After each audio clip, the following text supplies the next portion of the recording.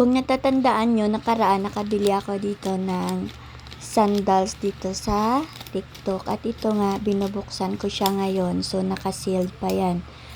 So, na-post ko na to siyang nang nakaraan kasi nga yung nabili ko is hindi yung pantay ang kanyang takong ba. Tapos, minessage ko yung seller na kung pwede palitan nila pero hindi siya nag-response. So, ayan, maganda siya tingnan kapag ganito, maganda siya tingnan. Pero, kapag tiningnan mo talaga siya, as in, bunisisi mo talaga siya, makikita mo talaga yung difference. So, ito yung kanyang takong, ayan, ganyan siya.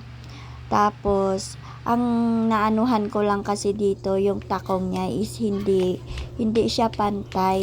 Alam nyo ba, binili ko to kasi susuotin ko sana sa o-taking ng anak ko sa PICC kasi nga ayaw ko yung naiipit yung aking paa. Pero ayan yung kanyang takong, ito.